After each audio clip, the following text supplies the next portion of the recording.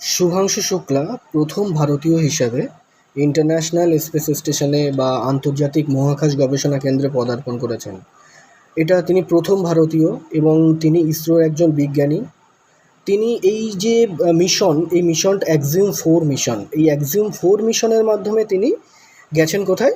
International space স্টেশনে। তিনি ছিলেন গ্রুপ ক্যাপ্টেন, তার সাথে আরও 3 জন ছিল ক্রু মেম্বার।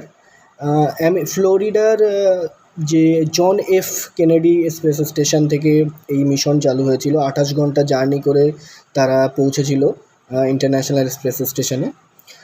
শুভাংশু শুক্লা তিনি বর্তমান ইসরোর একজন বিজ্ঞানী এবং তিনি এমএসসি করেছেন বেনারস হিন্দু ইউনিভার্সিটি, পিএইচডি করেছেন জওহরলাল নেহরু বিশ্ববিদ্যালয় থেকে।